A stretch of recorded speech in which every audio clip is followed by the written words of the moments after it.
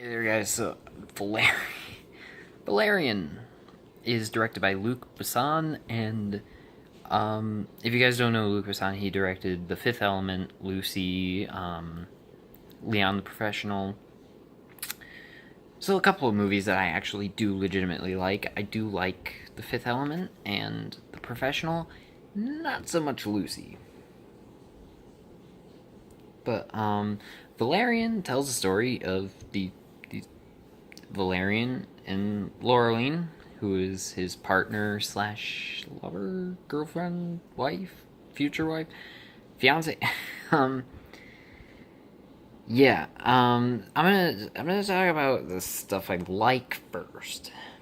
The visuals are spectacular. There is one sweeping shot of this place called Big Market, and you know that feeling you get when you're on a roller coaster and you're going up and down at a really high speed? I got that feeling during this sweeping shot, and it wasn't even it wasn't even 3D. I didn't even go see the movie in 3D. I just saw it in the normal standard I just saw it in standard, and it still gave me that incredible vibe. It just looked visually spectacular. I do kind of want to go back and see it in 3D, but also I don't really feel like going out and paying to see it again. Um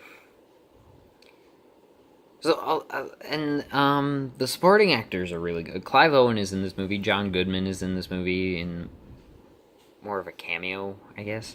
But yeah, the supporting cast is great.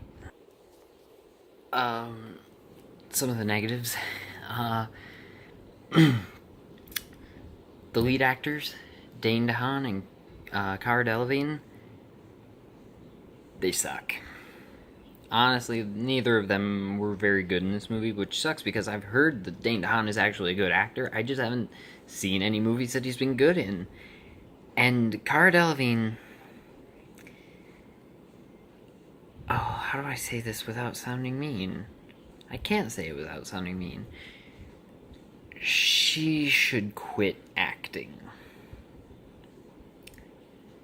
Because I'm just saying, I've only seen her in 2 movies, Suicide Squad and this, and I hated her in Suicide Squad. And I didn't like her that much at all in this.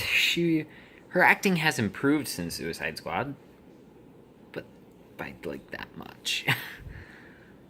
um Honestly though, that is one of the things that kills this movie, is the fact that the lead actors kind of suck a lot, and they don't have any chemistry, really.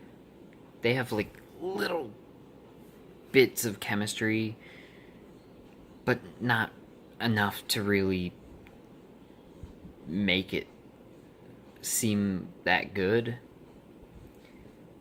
But then again, this movie again is saved by the fact that the visuals are spectacular. The story is really good. The story had me engaged through the whole thing, and the effects are amazing. The supporting cast, again, is just great. I mean, there are a lot of creatures in this movie.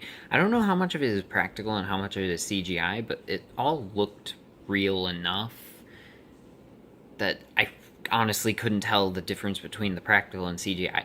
I do want to talk about one main thing that bothered me before and during and after the movie. Rihanna is in this movie. Rihanna, for me, has not proven herself as an actress. I think she also should stop acting. She was okay in this movie, which is great because the first movie I think she was ever in and that I ever saw her in was Battleship. Yeah, Battleship was something else. But she was okay in this. She wasn't great, she wasn't awful. She kind of was just there. She was just okay. And one of the things that I think this movie does the best is the world building, because it opens up with this great montage just showing like when they first built the International Space Station, then when other countries made peace and started to join in like 2020, 2030 something, then and it shows this montage of all these countries in the United States finally just achieving peace and coming together.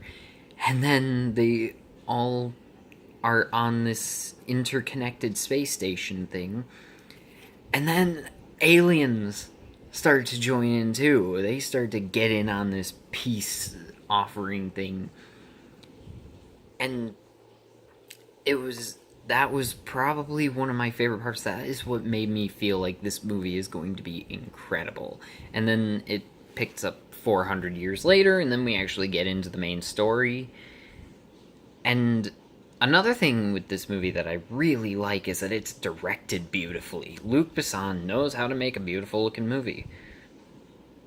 And I gotta admire the guy, because this is a passion project of his, and this could have gone one of two ways. It could have been like, he could have done it in a way that it would just felt like too much of a love letter to the graphic novel that is based on, which I actually do want to read now after seeing this movie. Or it could have been a very sad attempt at trying to hit what made the graphic novels great. And I haven't read the graphic novels, but I feel like this would probably fall on the side of being really good adaptation. Because if the graphic novel is anything like the movie, then I'm going to be really, really interested in reading the graphic novel. Or graphic novels, because I guess there's like a bunch of them. Because this stuff was from the 60s and stuff. I gotta say, like, my biggest disappointment is that this is the movie that inspired like a ton of sci-fi movies. The story was an inspiration for like Star Wars, The Fifth Element, a whole bunch of just classic sci-fi stuff. So the fact that the movie is just okay.